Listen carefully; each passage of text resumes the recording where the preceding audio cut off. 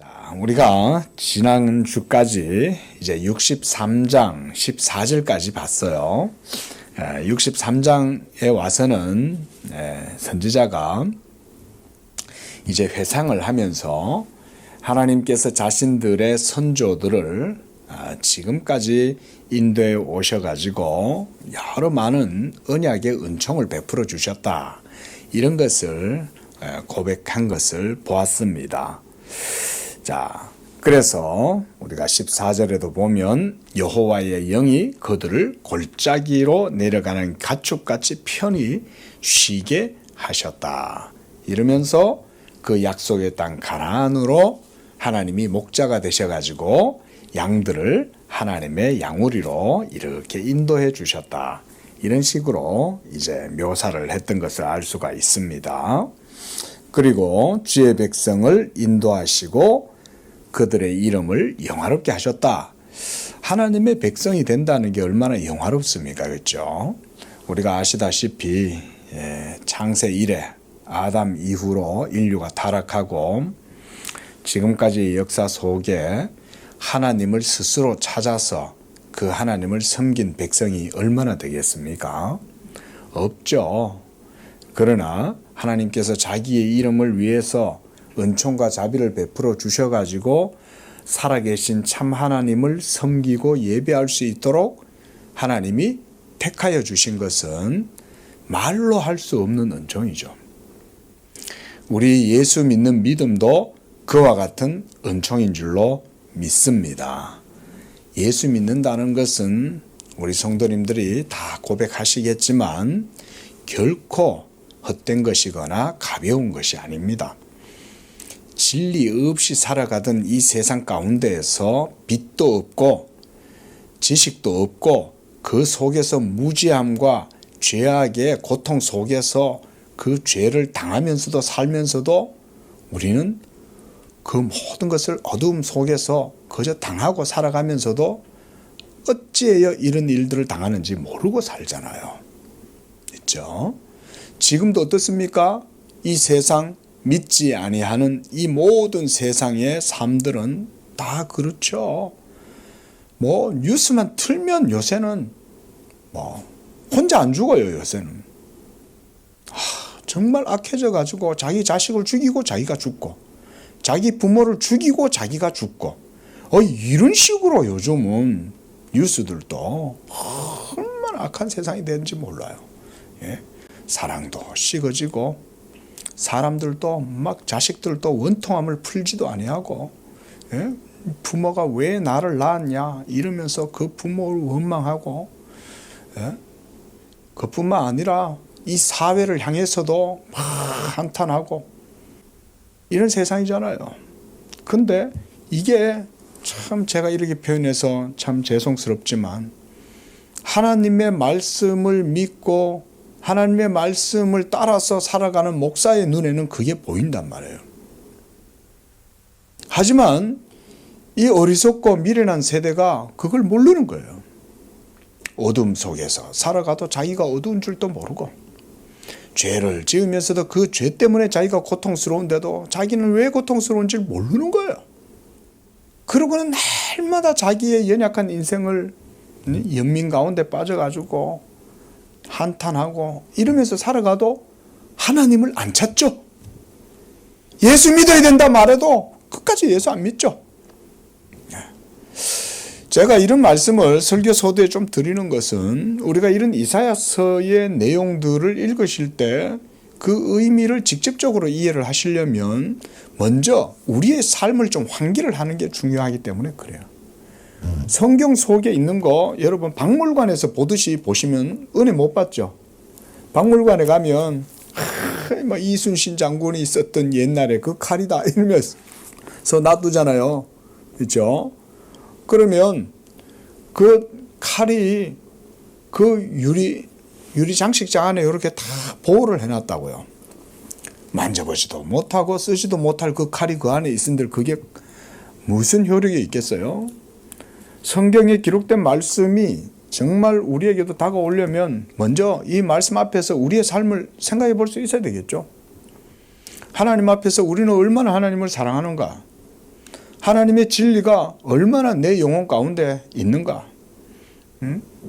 우리가 이런 것들에 대한 문제들을 깊이 있게 생각해 보지 않으면 이사야서 이거 한번 읽고 그냥 끝나는 거예요. 그냥. 그렇겠죠. 있죠.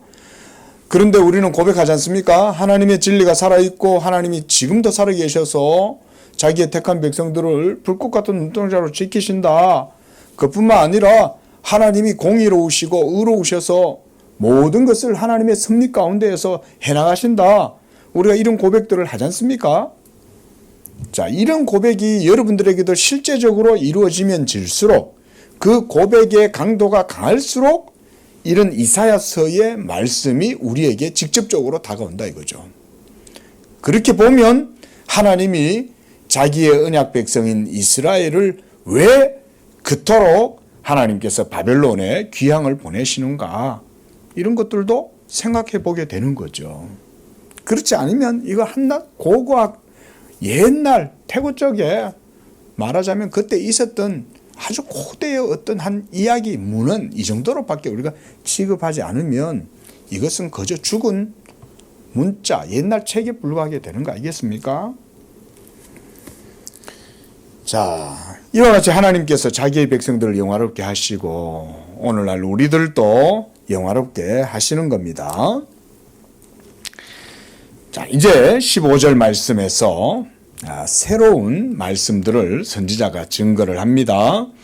이제는 이스라엘 백성들을 대표해서 선지자가 하나님께 이렇게 기도를 하고 있는 거예요. 주여 하늘에서 굽어 살펴보시고 주의 거룩하고 영화로운 처소에서 보옵소서.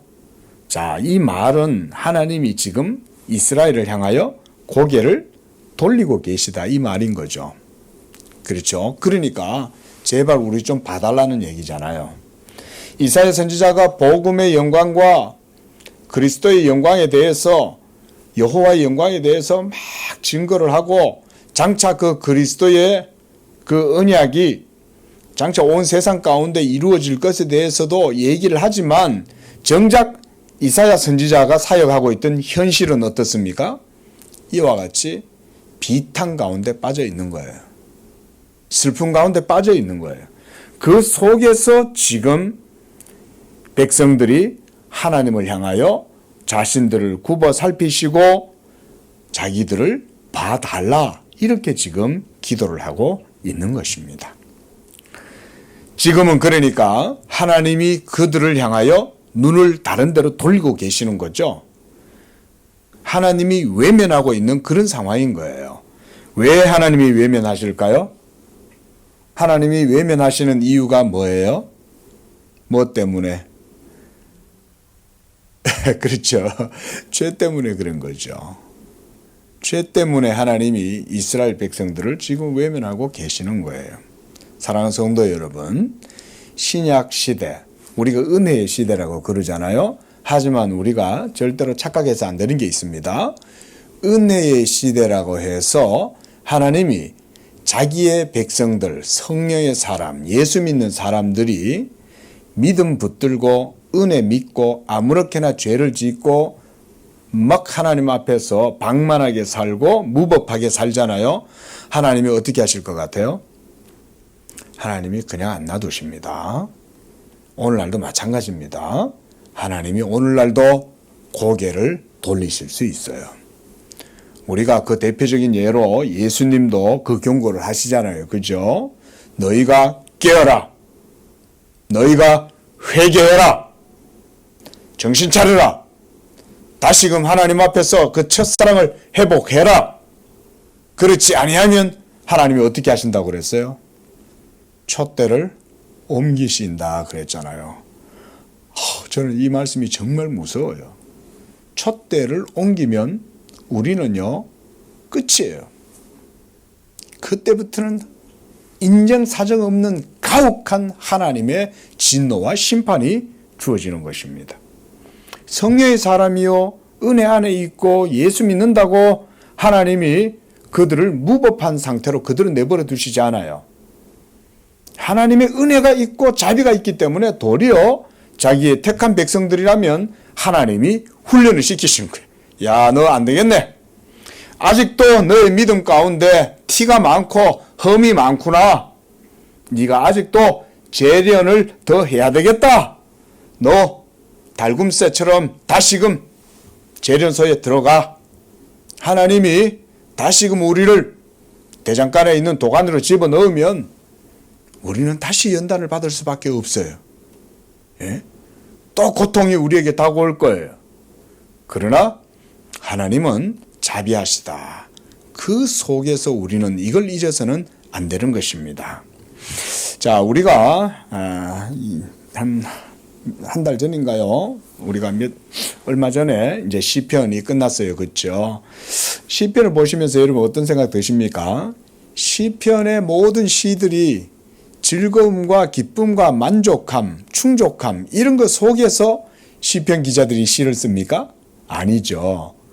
여호와여 보시옵소서. 우리가 대적들 가운데 둘러싸였나이다. 내가 사망의 음침한 골짜기로 걸어가나이다. 그들의 상황은 결코 순조로운 상황, 한마디로 그런 호락호락한 그런 상황이 아니었던 거죠. 그런데 시편 기자들은 그 고통 속에서 하나님을 찾더라는 거예요. 이게 저는 시편이 주는 큰 교훈 가운데 하나라고 봐요. 오늘 이스라엘 백성들도 지금 그런 상황에서 하나님을 찾고 있는 거예요. 즐거울 때 하나님을 찾는 게 아니라 고통 속에서 하나님께서 자기의 얼굴을 우리에게 돌려달라고 그렇게 말하고 있는 거예요. 하나님의 거룩하고 영화로운 처소, 주 여호와께서 계시는 그 하늘 보좌에서 우리를 봐달라 이렇게 고백을 하고 있는 것입니다. 지금 상황이 좋지 않은 상황이죠. 그렇죠? 좋지 않은 상황이에요. 그런데 하나님은 어떤 상황에 계시다고 고백하고 있습니까? 하늘에서 계시고 거룩하고 영화로운 처소에 계신다 그랬어요. 처소라는 말은 하나님이 거하시는 곳이잖아요. 하나님이 거하시는 곳은 하나님의 통치하심이 있고 하나님의 영광이 나타나는 곳이잖아요. 하나님이 그런 분이시지만 그러나 이 땅 가운데 있는 우리들을 봐달라. 자, 그 다음 하반절에 보면 이렇게 기도를 합니다. 주의 열성과 주의 능하신 행동이 이제 어디 있나이까? 하나님이 지금까지 이스라엘을 이렇게 인도하시지 않았습니까? 그렇죠? 그런데 지금은 왜 이들이 하나님의 열성과 주님의 능하신 행동이 어디 있나이까? 이런 식으로 의문문처럼 표현을 하는 걸까요? 여러분, 이것은 불신앙적인 표현이나 또는 하나님이 이렇게 역사하시지 않아서 이렇게 하는 말이 아닙니다. 일종의 반어법적인 표현입니다. 그리고 이런 의문문의 형태로 질문을 함으로써 하나님께 대한 믿음의 고백을 이렇게 강하게 표현을 하는 거예요. 자, 결국은 그가 고백하는 것은 하나님의 열심으로 우리를 도우신다 그 말인 거죠. 하나님의 열심. 우리 한번 따라하겠습니다. 하나님의 열심. 한 번 더 하나님의 열심. 하나님의 열심을 항상 우리 마음에 여러분 기억을 하세요. 내가 좀 잘 안 돼도 하나님은 열심이시다. 내가 좀 부족해도 하나님은 열심이시다. 내가 지금 뭔가 딸리는 것 같고 내가 지금 부족한 것 같고 그래서 그것 때문에 내가 마음이 상심이 되고 침체가 되고 이렇게 막 심지어 손도 떨리고 이럴 정도가 됐을 때는 뭘 생각해야 되냐? 주의 열심을 생각하라는 거예요. 자기 백성을 향하신 여호와의 열심은 결코 무너지지 아니한다. 저는 이런 것이 하나님의 자비에 대한 확신이다. 한 번 더 따라합시다. 하나님의 자비에 대한 확신. 이것이 바로 하나님의 열심에 대한 신앙 고백이에요. 하나님이 자비하시다. 이거를 제가 신앙생활 하면서 목사도 침체될 때가 있습니다, 여러분. 목사도 항상 신앙이 막 말씀과 진리 위에서 막 충만하고 천사처럼 살고 이런 게 아니에요. 삶의 모든 과정 속에 늘 늘 막 이렇게 흔들리고 연약하고 침체되고 막 이런 때도 있지만, 그런데 그때마다 목사가 다시 일어날 수 있는 힘이 어디서 나오냐면요, 하나님의 자비를 굳게 붙드는 거예요. 믿음이 사실은 그때 발휘되어야 되지 않겠어요? 그렇죠? 예? 아니 믿는다고 하면서 즐거울 때는 믿는다고 하다가, 예? 만족스러울 때는 믿는다고 하다가, 아니 힘들고 어려울 때는 왜 믿음을 안 써요? 진짜 힘들고 어려울 때 믿음을 그때 쓰라고 하나님이 믿음 주신 거 아니겠어요? 그렇죠? 예? 그럴 때 믿음을 발휘하는 거예요. 그럼 뭘 믿어야 되냐? 하나님의 자비, 하나님의 선하심을 그때 간절하게 붙들어라. 그리고 이렇게 말하는 거예요. 주여, 내가 지금 이렇게 토굴 가운데 갇혀가지고 앞뒤 전후 좌우로 아무것도 못하고 사면초가처럼 돼 있지만 하나님의 열심과 주의 자비하심과 선하심을 제가 믿습니다. 이런 믿음의 고백을 하면 좀 지나면 다시 하나님이 또 새 힘을 주세요. 예? 하나님이 여러분을 어두운 가운데로, 어두운 터널 가운데로 쓱 걸어가게 하시는 것은 하나님의 섭리가 있습니다. 예. 제가 신앙생활 하면서 저도 하나님의 은혜를 적지 않게 받았거든요. 고등학교 때부터 하나님이 참 이렇게 열심히 은혜도 주고, 또 군대 갔다 와서 하나님이 또 한번 성령의 큰 은혜로 이 종을 또 붙들어 주셔서 새롭게 해주시고, 또 신대원 들어가서도 하나님이 또 큰 은혜를 주시고, 저는 그런 은혜 체험들이, 많은 분들이 그런 체험들이 많겠지만 저에게도 하나님의 그런 은혜 체험이 많이 있어요.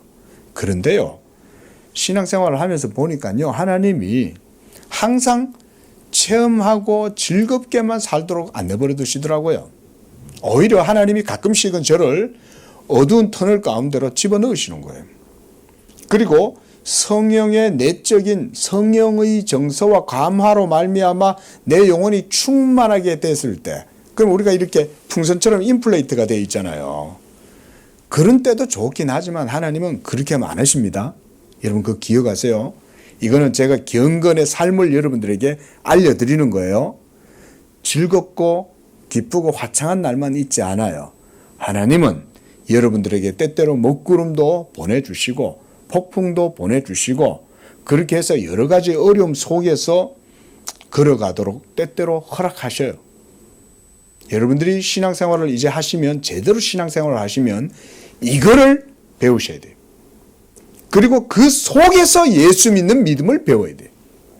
그래야 믿음이 강한 믿음이 되죠. 우리가 온실의 화초라는 말 다 아시잖아요. 그렇죠?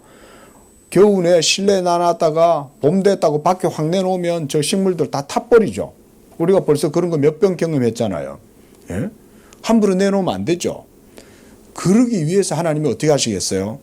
봄에도 보리 발길을 한단 말이에요. 봄에도. 겨우내 얼었던 땅이 녹아가지고 그대로 놔두면 보리가 제대로 못 자라잖아요. 그러니까 보리 땅을 밟아주는 거예요. 뿌리를 바르게 내리라고. 그 밟힐 때는 아플 거 아니에요. 그렇죠? 괴로울 거 아니에요. 그때 하나님이 바로 예수 믿는 믿음을 여러분들이 진리라고 하는 그 땅 위에서 여러분들의 믿음의 뿌리가 견고하게 내리고, 또 여러분들의 생장하는 줄기가 튼튼하게 세워지도록 하시기 위해서 그렇게 하시는 거예요. 자, 그러니까 그 속에서 우리가 힘들 때 뭘 생각해야 된다? 맞아요. 하나님의 자비를 굳게 붙들어라. 예. 그래서 바로 다음 절을 보면 주께서 베푸시던 강국한 자비와 사랑이 내게 그쳤나이다. 왜냐하면 지금은 하나님의 심판의 때이기 때문에 그런 거예요. 그러나 보십시오. 16절에 이스라엘 백성들은 이렇게 고백하고 있습니다. 함께 읽습니다. 시작. 주는 우리의 아버지시라. 아브라함은 우리를 모르고 이스라엘은 우리를 인정하지 아니할지라도 여호와여 주는 우리의 아버지시라. 주는 우리의 아버지다. 이렇게 고백을 한다는 거예요. 심지어 아브라함은 우리를 모르고, 이 말은 뭐냐면 그들이 아브라함과 상관없다 이런 말이 아니고요. 아브라함이 우리를 모른다고 할지라도 아브라함과 언약을 맺으신 그 하나님은 우리를 아시고 우리를 낳으셨다 이 말인 거예요. 성경에는 이런 표현들이 가끔가다 있어요. 하나님의 사랑과 자기 백성을 향한 은총과 자비를 표현하기 위해서 나를 낳은 육신의 부모가 너를 잊을지라도 내가 어찌 너를 잊겠냐. 하나님이 이렇게 말씀하죠. 지금 이 말을 하고 있는 거예요. 하나님은 우리의 아버지시다. 그러므로 이스라엘은 우리를 인정하지 아니할지라도 주는 우리의 아버지시다. 그리고 주의 이름을 우리의 구속자라. 이렇게 고백을 합니다. 자, 이렇게 하나님을 아버지라고 고백할 수 있는 사람들은 하나님의 그 부성적인 사랑을 잊지 않는 거죠. 참 어떻게 보면 이게 하나님께서 참 엄마라는 이름도 참 우리의 마음속 깊숙이 있지만 어떻게 보면 아버지라는 이름이 엄마보다 더 깊다는 그런 생각도 들어요. 어떨 때는 그렇죠. 예? 그러고 보면 사실은 우리 건우가 자꾸 그래요. 야, 내가 너를 낳았는데 이놈아 이러면 왜 아빠가 나를 낳았니? 예? 저 엄마가 자기를 낳았지 않냐? 이제 그러는 거예요. 야, 너는 나한테서 나왔어. 내가 이제 이렇게 이제 얘기를 하거든요. 그러고 보면 하나님의 아버지 되심이 더 기쁜 표현인 것 같아요. 우리가 교회를 어머니다 이렇게도 묘사를 하잖아요. 그런 것처럼 하나님의 사랑은 아버지의 사랑이다. 우리가 그에게서 났다. 예수 그리스도도 아버지에게서 나셨잖아요. 우리도 또한 그에게서 났죠. 하나님에게서 난 자들이에요. 우리는 믿으시기 바랍니다. 여기에서 하나님을 아버지라고 고백할 수 있는 이것은 바로 이런 믿음이 있기 때문에 그런 거예요. 나는 하나님에게서 났어 라고 하는 이 여러분 믿음이 어디서 나오겠어요? 예? 나는 아브라함의 자손이, 나는 단군의 자손이다. 이렇게 우리는 고백들을 하지만 그런 고백 속에서 어떻게 내가 저 영원하신 하나님에게서 났다라는 고백을 할 수 있겠어요? 이것은 그분에게서 난 자가 아니면 그렇게 고백을 못하기 때문에 그런 거예요. 우리가 이것을 성경에서는 양자의 영이다 라고 말하는 거예요. 하나님이 우리에게, 여러분에게 양자의 영을 주셔서 하나님을 뭐라고 부르게 하셨다는 거예요? 아바, 아버지라 부르게 하셨느니라. 양자의 영을 주시는 거예요. 오늘날 이 세대에 많은 사람들이 있어도 그들 속에는 양자의 영이 있는 것과 아담의 자손들이 있어요. 두 종류의 사람들이 있어요. 그리고 하나님의 자녀들은 하나님을 아버지로 고백하고 아는 사람들인 거예요. 지금 이스라엘 백성들이 그와 같이 말하고 있습니다. 자, 그런데 17절부터는 이렇게 고백을 합니다. 여호와여 어찌하여 우리로 주의 길에서 떠나게 하시고 우리의 마음을 완고하게 하사 주를 경외하지 않게 하시나이까. 자, 먼저 이 17절 말씀에서 우리가 오해해서는 안 되는 것은 뭐냐면 하나님이 의도적이고 일부러 백성들을 하나님의 길에서 떠나게 하셨다. 이렇게 보면 안 됩니다. 이게 또 우리의 마음을 완고하게 하사 주를 경외하지 않게 하시나이까 라고 했을 때 하나님을 죄의 원인자, 죄의 조성자로 봐서는 안 된다는 거예요. 그렇죠? 하나님은 죄의 조성자가 아니라 도리어 그 죄를 심판하시는 분이시잖아요. 그러면 이게 앞뒤가 안 맞잖아요. 아니, 죄를 짓게 해놓고 또 그 죄 짓는 것을 심판하신다? 이것은 말이 안 되는 거죠. 성경에서 말하는 바는 그런 게 아닙니다. 도리어 하나님이 죄를 심판하시되 그들 속에 있는 그 모든 죄를 그들에게 돌리셔서 그들의 죄에 대한 합당한 심판을 행하시는 분으로 말씀하고 있는 거예요. 그러니까 이 17절만 읽으면 조금 우리가 의문스럽죠. 하나님이 우리의 마음을 완고하게 했고 주의 길을 떠나게 하셨고 주를 경외하지 않게 했다? 이게 무슨 의미일까? 이런 고민을 할 수가 있습니다. 자, 그런데 성경에 보면 이런 표현들이 또 곳곳에서 나타나요. 자, 데살로니가 후서 2장 11절에 보면 하나님이 성경이 이렇게 말씀해요. 하나님이 미혹의 역사를 그들에게 보내사 거짓 것을 믿게 하셨다. 이렇게 해요. 미혹의 역사를 그들에게 보내셔서 거짓 것을 믿게 하시는 거예요. 이게 왜 이런 말씀들이 성경에 있는가? 우리가 성경을 피상적으로 보면 이런 게 이해가 안 될 때가 많아요. 그러니까 성경을 깊이 있게 봐야 되는 거죠. 또 로마서 1장 28절에서도 사도 바울은 이렇게 말하죠. 또한 그들이 마음에 하나님 두기를 싫어하며 하나님께서 그들을 상실한 마음대로 내버려 두셨다. 상실한 마음대로 내버려 두시는 거죠.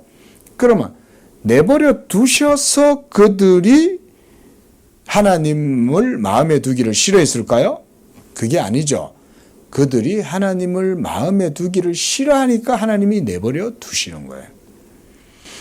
또 로마서 9장 17, 18절에서는 하나님께서 하고자 하시는 자를 긍휼히 여기시고 하고자 하시는 자를 완악하게 하신다.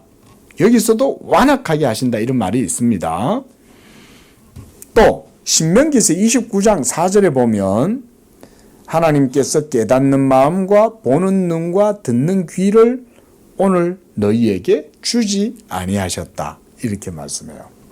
깨닫는 마음, 보는 눈, 듣는 귀 이거를 하나님이 안 주시는 거예요. 잘 여러분 이 말씀들을 잘 한번 생각을 해 보십시오. 그럼 어떻게 되겠어요? 인생들이 보아도 보지도 못하고 깨닫지도 못하고 들어도 알지를 못해요. 듣지를 못해요. 그럼 어떻게 됩니까? 대답해 보세요. 그렇게 되면 어떻게 돼요? 결국 인생들은 어떻게 됩니까? 망하죠. 그렇죠? 망하죠. 듣지 못하고 보지 못하고 깨닫지 못하면 결국은 망하는 거예요. 근데 하나님이 공의로우셔서 그렇게 하신다는 거예요. 이런 말을 들으면 우리가 어떻게 보면 하나님이 굉장히 성격이 괴악한 분 같다. 이런 자칫하면 오해를 할 수 있습니다. 근데 우리가 알다시피 하나님은 어떤 분? 자비로우신 분. 하나님은 아버지, 선하신 분이잖아요. 그러면 도대체 이런 거를 우리가 어떻게 이해를 해야 되냐? 이런 이제 의문점을 가질 수가 있겠죠. 여러분, 하나님은 길이 참으셔요. 그리고 계속 은총과 자비를 베풀어 주셔요. 문제는 우리가 그걸 모른다는 거예요. 하나님의 무수한 은총과 하나님이 행하시는 기이한 일들이 너무나 많은데도 우리는 그 중에 100분의 1도 제대로 알지 못한다. 얼마나 우리는 배은망덕하고 우리는 얼마나 하나님을 거스르고 하나님을 거역하고 성령을 근심케 하고 날마다 하나님을 거스르고 살아가잖아요. 그래도 하나님이 선하시고 자비하시기 때문에 오래오래 참으시는 거야. 하나님께서. 그런데도 불구하고 하나님이 이렇게 행하시는 일은 그럼에도 하나님 자신의 공의와 영광이 있잖아요. 하나님이 그것만큼은 결코 양보를 안 하세요. 그래서 하나님이 이 어그러지고 삐뚤어져 있는 이 세대, 불순종하는 세대들을 향하여 하나님이 거짓 영을 보내는 거예요. 거짓 선지자들을 막 보내는 거예요. 예?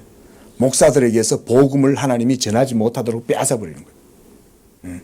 저는요 그런 자부심이 진짜 있습니다. 제가 부족하지만 그래도 하나님이 복음을 전하고자 힘쓰는 그런 은혜를 주신 것이 양재교회라고 생각하면 저는 그것만으로도 정말 감사해요. 이 세대 가운데 진리가 어디 있어요? 물론 하나님의 감추어 두신 7,000명의 용사가 이 시대에도 있을 거라고 저는 믿어요. 그래서 하나님의 선하심이 자비하심이 은밀한 자기의 백성들 가운데는 은밀하게 주어진다고 저는 믿어요. 그럼에도 불구하고 하나님을 믿지 아니하고 패역하고 어두운 길로 걸어가는 이 백성들을 하나님이 상실한 마음대로 내버려 두실 때는 그냥 내버려 두시지 않아요. 그들의 죄악으로 말미암는 심판을 당하게 하시는 거예요. 그때 뭘 하시냐? 거짓 선지자를 보내는 거예요. 요즘 이런 설교해도 조금 먹히죠. 하나님이 이런 설교해도 되도록 해주셨잖아요. 정명석이하고 요즘 뭐 나는 신이다 이런 거죠. 신천지 같은 거 나오니까 안 믿는 분들도 묻더라고요. 도대체 신천지는 뭐 하는 데냐? 안 믿는 사람들도 이제 관심을 가지잖아요. 하나님의 섭리가 놀랍지 않습니까? 신경을 안 쓰고 영적으로 죽어가지고 아무것도 모르고 있으니까 코로나 속에 그냥 신천지의 정체가 탄로나로 해주시고 또 이렇게 무슨 뭐 요즘 뭐 넷플릭스를 너무 많이 보니까 넷플릭스에다가 그냥 나는 신이다 이러면서 뭐 정명석이 무슨 여기 아가동사 여러분 멀리 있지 않습니다. 이재록이니 이런 여러분 거짓 선지자들이죠. 마귀의 종들이에요. 마귀의 종들. 세상 사람들이 그제서야 조금 관심을 쓰죠. 그래도 어떻게 보면 우리 기도가 하나님이 들어주신 거 아니에요. 우리는 그렇게 기도하잖아요. 여기서 하나님 악한 세력들을 드러내 달라고 우리가 기도하잖아요. 하나님이 나는 기도 응답해 주셨다고 그렇게 믿어요. 얼마나 하나님이 정확하게 응답해 주세요. 우리 양재교회가 여기서 비록 지하에 있고 작아도 여기에서 우리 성도들이 하나님의 이름으로 그렇게 기도하면 하나님이 자기의 이름을 걸고 역사하시는 거예요. 그래서 어둠의 실체들을 드러내 보여주시잖아요. 십자가의 권능으로 하나님 저들의 머리를 깨뜨리시고 저들의 정체를 밝히 드러내서 하나님 알게 해달라고 우리가 기도를 그렇게 했잖아요. 그거 보시면서 여러분 그런 생각 안 하셨어요? 이야, 하나님은 놀랍다. 역사하시는 거예요. 그런데 우리는 아주 작은 무리들이라도 이곳에서 하나님의 복음을 듣기를 좋아하고 그 복음 들음으로 하나님께 감사하고 예배하고 그 정도만 돼도 이거는 막 은혜가 차고 넘치는 거예요. 사실은. 진리 없이 여러분 살아간다는 것은 상상도 못합니다. 하나님이 지금도 그 일을 하시는데 당시에 이사야 선지자 시대 때 이스라엘 백성들에게 그와 같이 하나님께서 진노하셔서 심판을 행하신 거예요. 그래서 이렇게 주의 길에서 떠나게 하고 마음을 완고하게 하고 경외하지 않도록 했다는 거예요. 하나님이 길이 참으시다가 결국은 심판을 내리시는 거예요. 그때가 되면 아프죠. 심판이 이루어질 때가 되면은 이렇게 되면 그래서 이스라엘 백성들이 여러분 보세요. 바벨론으로 끌려갈 때에도 끝까지 하나님 말씀 대적하죠.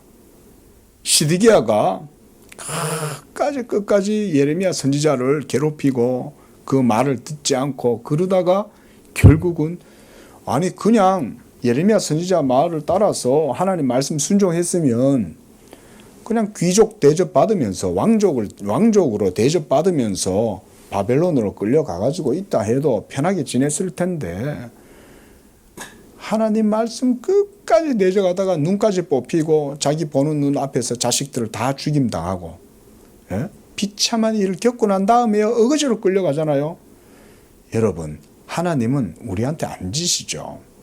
하나님은 안 집니다. 하나님은 자기의 뜻과 계획대로 다 하세요. 우리가 거기에 못 맞추니까 문제인 거죠. 우리가 예수 믿음으로 온전하게 나아가지 못하니까 문제가 되는 거지 하나님께서 일부러 그렇게 하시진 않아요. 그런데 하나님이 다 보고 계시다가 하나님의 섭리를 따라서 안 되겠네 이러면 하나님이 딱 마음 먹으시면 그때부터는 완전히 모든 게 뒤바뀝니다. 하나님이 낮추시고 겸손하게 하시고 우리의 믿음을 그 과정 속에서 튼튼하게 만들어 가시는 거예요. 그래서 17절 하반절 주의 종들 곧 주의 기업인 지파들을 위하여 돌아오시옵소서 이렇게 기도합니다. 이게 이제 언약의 기도죠. 언약의 기도가 바로 이런 하나님의 언약을 붙들고 하나님께서 돌아오시라는 거예요. 하나님의 이름으로 일컬어지는 산업, 주의 기업인 지파들을 향하여 하나님 돌아오시옵소서. 언제 돌아오셨어요? 언제 이 응답이 이루어졌습니까? 예수 그리스도가 오실 때야 궁극적으로 이루어졌어요. 물론 바벨론 시대 때, 이제 고레스 시대 때 바벨론에서 이제 다시금 예루살렘으로 돌아왔지만 그게 궁극적이라고 저는 보지 않아요. 진짜 하나님이 우리에게 돌아오신 때는 예수 그리스도를 통해서만 우리에게 진정으로 돌아오시죠. 맞잖아요. 예수 그리스도로 말미암아 하나님의 의가 충족될 때에 거기에 satisfaction이 있잖아요. 하나님의 만족하심이 거기에서 이루어질 때에서야 비로소 하나님이 우리 죄인들을 향하여 오실 수 있는 거죠. 그렇죠? 그러니까 저는 이 기도가 그렇게 응답되어지는 것이다 라고 보는 것입니다.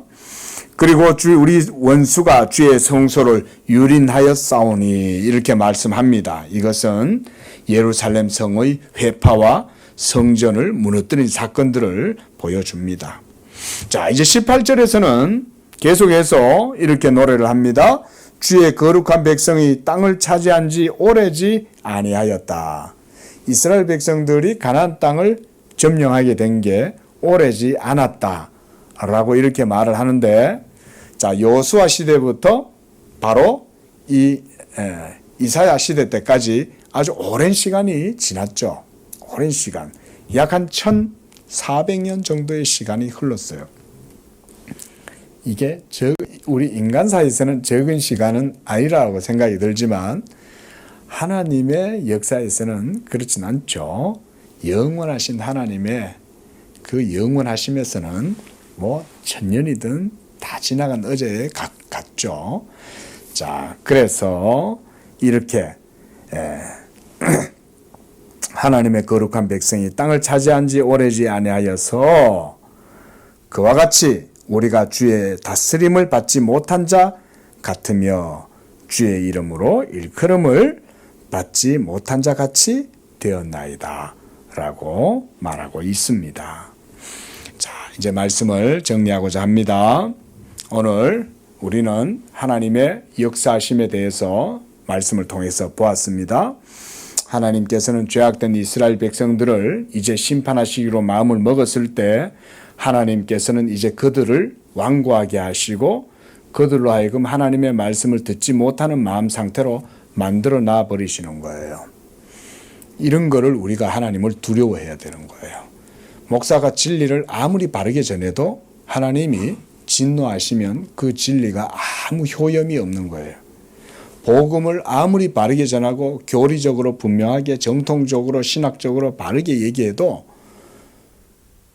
하나님을 믿는 백성들이 하나님을 믿지 아니하면 하나님이 그들 가운데 이 진리를 깨닫고 그 진리를 누릴 수 있는 그런 복을 하나님이 거두어 가시는 거예요. 우리가 하나님은 우리가 누리는 분이다 이렇게 말을 할 수 있어요. 하나님은 누리는 분이다. 누린다는 말은 맛을 본다는 말과 같습니다. 우리가 아무리 여기에 맛있는 두리안이랑 과일이 있다 한들 아니 이걸 안 먹어보고 그 맛을 어떻게 알겠어요, 그렇죠? 먹어봐야 맛을 알잖아요. 그것처럼 하나님도 우리가 그분의 선하심을 맛보아 아는 거예요. 하나님을 이와 같이 우리가 누림으로써 그 복을 누리는 거예요.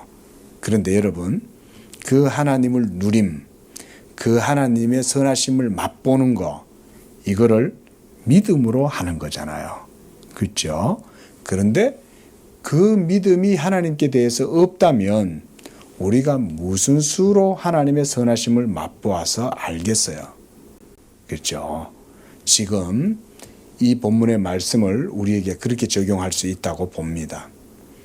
하나님을 향한 우리의 믿음이 없다면 우리는 여전히 하나님의 진리를 들어도 깨닫지 못하는 거예요. 그 진리가 아무리 논증적이고 논리적으로 아주 완벽해도 우리는 그것의 효력을 조금 더 누리지 못합니다. 말씀을 맺으면서 성도 여러분, 우리도 늘 하나님의 자비 가운데 거하실 수 있기를 바랍니다. 이와 같이 하나님은 우리의 아버지시다. 우리가 힘들고 어려운 중에도 하나님의 자비하심을 바라봅니다. 주의 얼굴을 나의 삶 가운데로 비추어 주시옵소서. 우리의 모든 삶의 환경에 하나님의 얼굴을, 그 얼굴빛을 비추어 주시옵소서. 그래야 우리가 구원을 얻겠나이다. 이런 고백으로 하나님께 영광을 돌리는 그런 우리 삶이 되시기를 축원을 드립니다. 기도하겠습니다.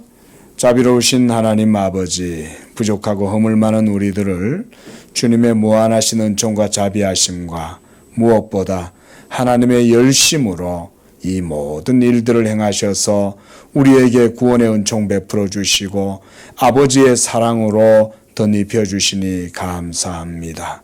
그러나 우리는 늘 성령을 거스르고 우리 속에 있는 죄의 정욕을 따라서 행하고자 할 때가 얼마나 많은지 모릅니다. 그리하여 누구든지 하나님께서 믿지 아니하는 자들에게는 이와 같이 공의롭게 행하셔서 그들의 마음을 어둡게 하시고 그들로 하여금 듣기는 들어도 깨닫지 못하고 강팍한 마음을 주시고 완고하게 하셔서 도리어 그들의 죄로 말미암아 스스로 물고 먹히고 심판을 당하게 하시는 그 하나님의 역사를 보게 됩니다. 하나님이시여, 그러나 주는 우리의 아버지시라. 그의 자비하심과 선하심이 우리에게 있음을 고백하고 우리도 때때로 하나님을 벗어나고 하나님께 불순종할지라도 그때마다 우리가 하나님의 자비하심을 다시 붙들게 하시고 하나님의 은총 가운데 거하기를 힘쓰는 그런 믿음의 성도들이 되도록 인도하여 주시옵소서. 예수님의 이름으로 기도합니다. 아멘.